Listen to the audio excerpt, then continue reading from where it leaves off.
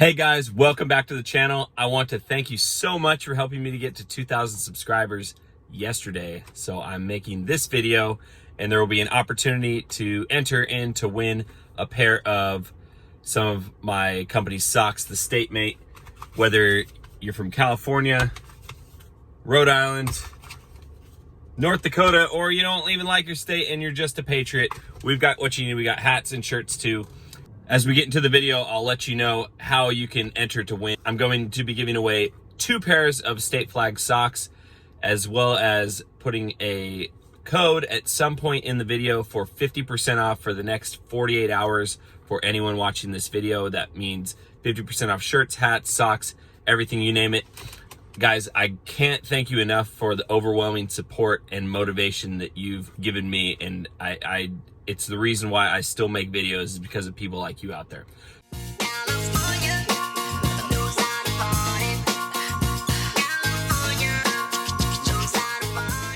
So without further ado, let's get into this video. I want to talk today about not only the similarities between Uber and Lyft, but the differences as well. Just my thoughts. It's now towards the end of 2019. I've been driving for over 2.5 years now, periodically. If you don't know my story, I started driving for Uber in San Francisco, and I was commuting from Sacramento, and I would go 2 hours down. I would do my job, and then I would sleep in my car, wake up, and drive Uber for 8 hours. I would have been driving both platforms, but Lyft at the time did not find me lifty enough to qualify, so I was only able to drive for Uber. It was only after I had a Lyft recruiter in my car that doctored my account so that I could drive for Lyft was I able to start driving for both platforms. So that's why you can see here's the number of Uber trips I've given, as well as my 4.96 rating that has improved since my video on how to become a top 1% driver, as well as my 4.99 Lyft rating with my meager number of Lyft trips that I hope to continue to build upon. Right now, I would say the largest difference between Uber and Lyft is their pricing structure. That Lyft currently, and I'm gonna show you my rate card right here. This is what Lyft currently pays per mile and per minute for your trips. And it varies quite a bit from what Uber offers on their per mile. Their per mile has dropped down. On Uber, it has dropped down, as you can see, to 60 cents per mile that you get. When I was driving in San Francisco, I was making, I think, around $1.10 per mile. I don't know what it is in San Francisco anymore, but that's what I was making at the time, and it was quite lucrative, I can tell you that. And I'm sure even with how lucrative it was for the driver, it's still much cheaper than a taxi. For the purpose of this video, because this is what I deem to be the most important difference, and I think the least transparent information out there, I would like you to comment with the city that you currently drive in, as well as your rate cards for Uber and Lyft. If you drive for both, if you only drive for one, that's fine too. For every person that comments, you'll be entered to win a pair of state flag socks. I'll be giving away 2 pairs of state flag socks this time. But I think more importantly than giving away socks, I think it's so important for drivers. In this city here in Los Angeles, it is a big deal. In other cities, it might be a bigger deal, and I don't know, because that information isn't readily available on what the rates are. The rates for Uber X and Lyft are not readily available online in every city. And so I think it's really important that we use this opportunity to provide that information. The more diverse we can get, the better. Even if you're also in California, the rates vary depending on the driving city that you're in. So if you're in Orange County or San Diego or Sacramento or San Francisco, the results are going to vary. So I really appreciate if you would comment on the current rates that you get. On Lyft, it's really easy to find. You can just go to your dashboard, and then you can click, one of the options is for your rate card.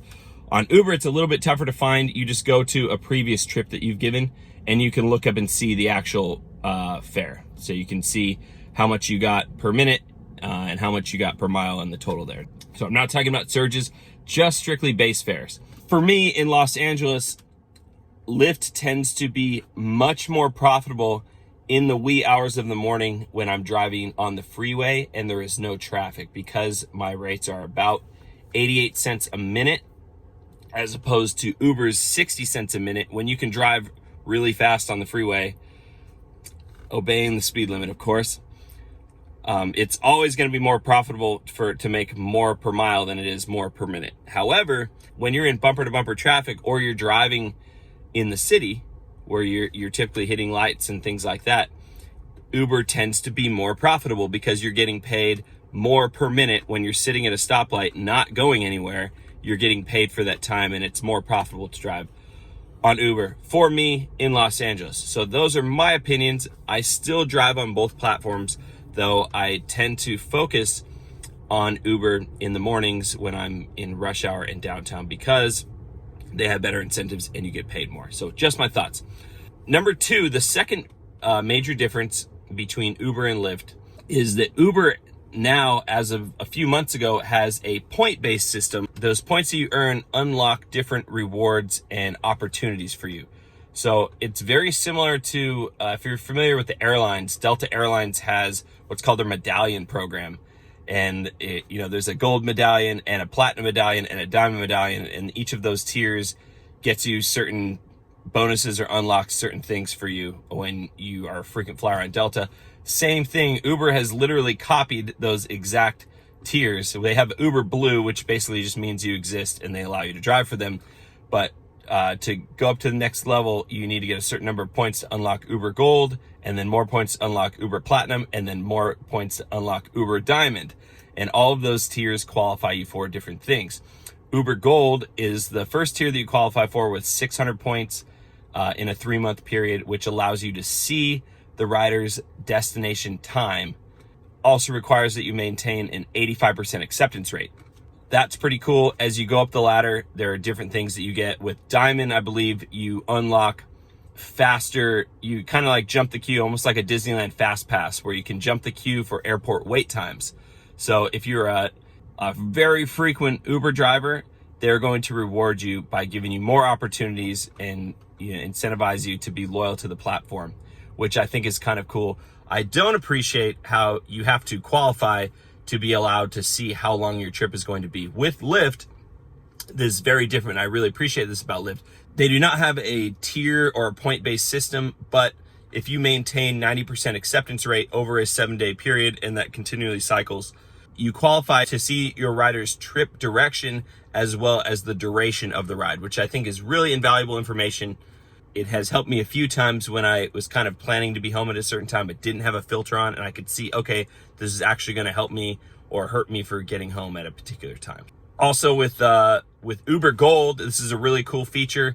If you unlock Uber Gold and continually stay at least at a gold level, it unlocks free online tuition for Arizona State University, which is not only for you as a driver, but a direct family member that qualifies. So like if I wanted my wife to get an online degree at Arizona State, reputable university, that is completely covered. The cost of tuition is completely covered by Uber if you maintain at least a gold tier, which I think is pretty cool. And if you drive fairly regularly, I plan on getting gold by the end of October before it resets. If you drive fairly regularly, it should be easy enough to maintain at least gold. Something that also is different between Uber and Lyft is the added layer of security on Uber. I've never experienced this on Lyft, but very regularly, Uber will not let you go online until you take a selfie. I'm not sure what system they're using to verify that your picture matches your profile picture, but alas, you have to take a selfie to verify that you are the person on the account before you can go online and drive. Lyft does not have this feature, at least not to my knowledge. Maybe in your city it might be different, but at least here I've never seen that. I think this is a cool added layer of security, and it provides an additional measure of trust for the rider, knowing, full well you're going to get the driver that you see on your phone. Where, if you've driven rideshare for any length of time, often enough that the rider that it's showing on your phone is not the person you're picking up. The name or the gender or the picture just doesn't match the person, whether you're on Uber or Lyft. And so I don't really care too much as a driver, but I can imagine as a rider, especially, a single female, this may pose a bit of a risk and a threat to you. So I think I like the idea of being able to confirm I am who I say I am and help keep the rideshare community safe. So that's a really cool thing I wish Lyft would implement, because it doesn't bother me at all. It only takes a second to verify yourself. And for me, I feel like I'm adding an extra layer of trust. If I am wrong, and this is something that Lyft also has, go ahead and leave me a comment. I'm happy to be corrected. I just haven't seen it here. Number 4, Uber has a really cool feature that allows you to share your ride location with someone. Now, I know you're thinking, oh, well, Find My Friends already does that. And that's true. My wife and I use that all the time. She checks up on me, I check up on her to make sure she's all right. But what's cool about Uber's feature is it'll show it, if my wife goes on to drive, I get a link that I can click and I can open and see whether she's in a ride, waiting for a ride, or on the way to a ride, which is cool information because, it helps me to know that she is safe. And it also helps me to know when I can bug her and when I can't. If she's in a trip, I don't want to bug her or call her or text something embarrassing that, the rider might see. I just like the idea that I can kind of always, without having to stalk her, I can just kind of be aware of where she's at and that she's safe. And I think that's a really cool added feature that Lyft does not have.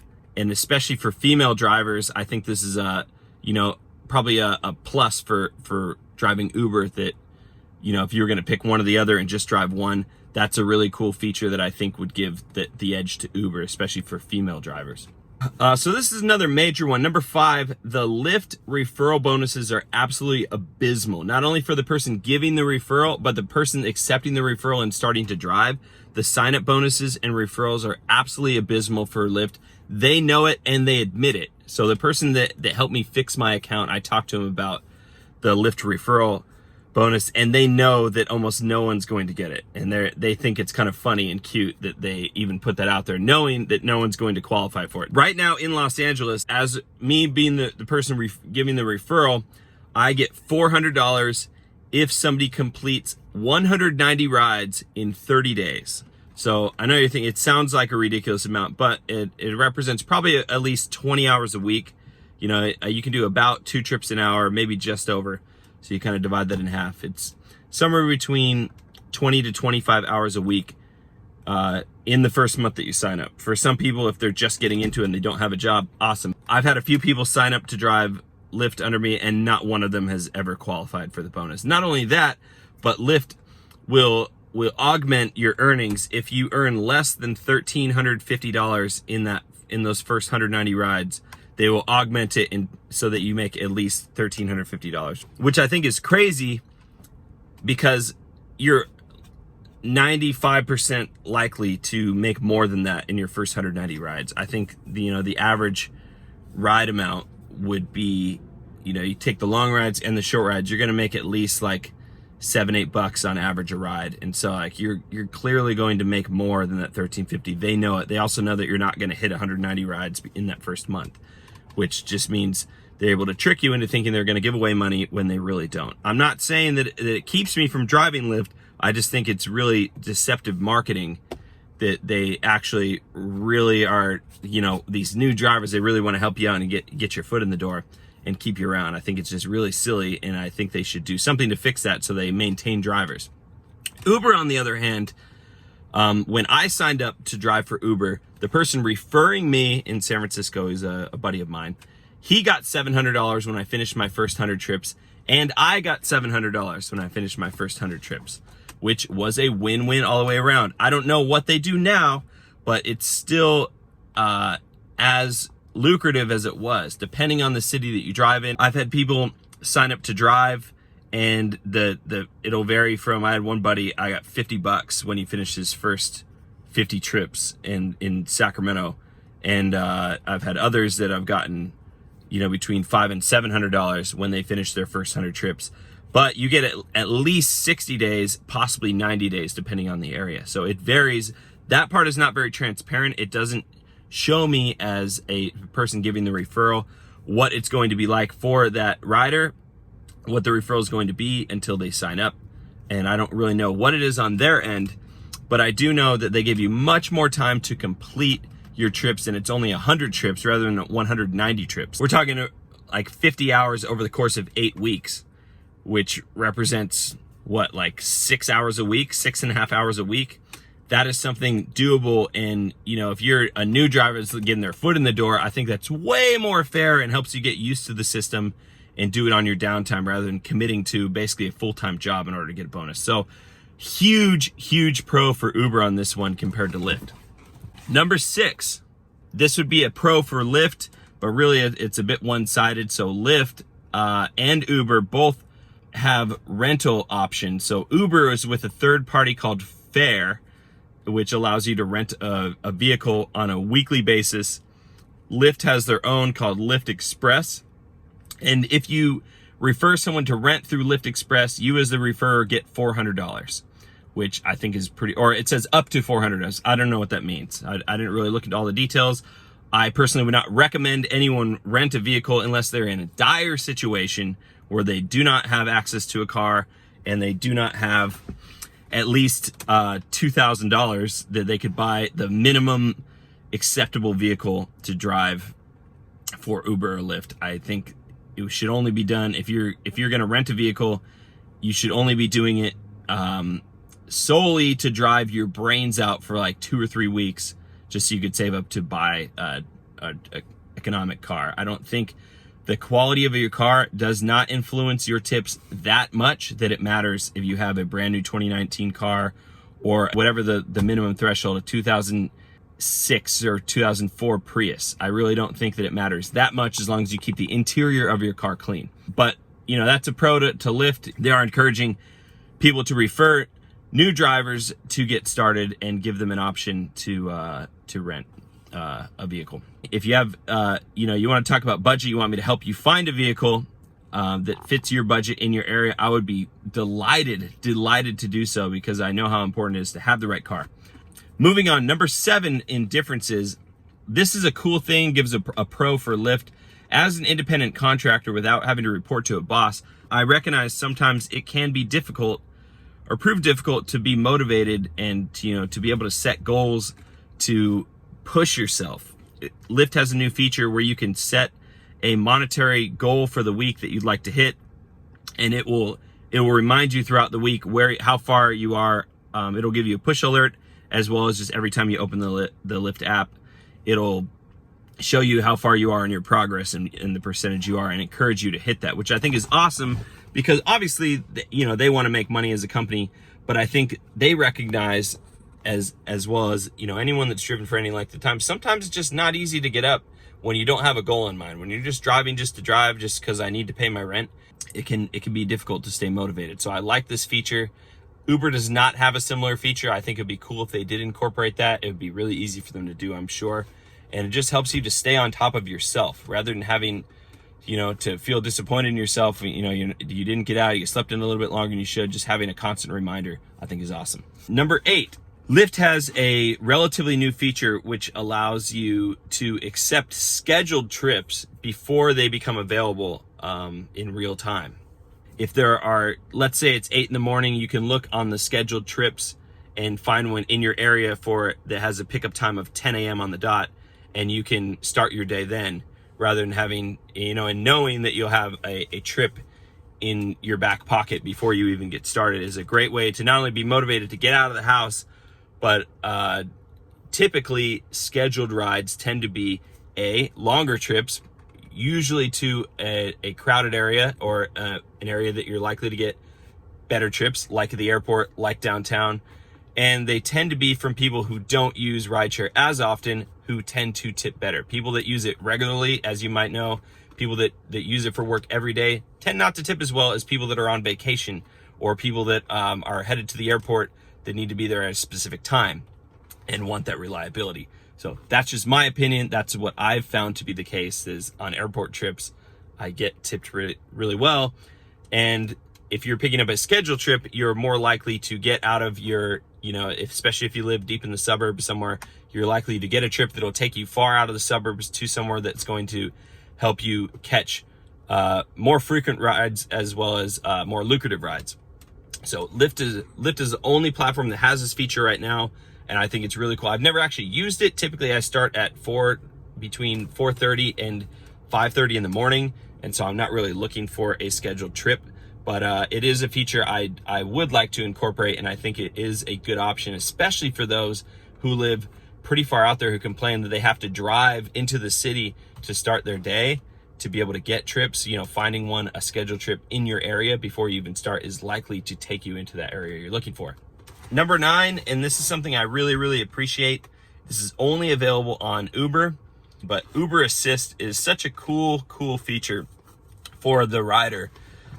So Uber Assist is a ride option for elderly or disabled people to be able to use. When you take the brief tutorial for Uber Assist, they kind of let you know, like, these people tend to have wheelchairs or walkers and may not be mobile by themselves, and you may have to get out and help them.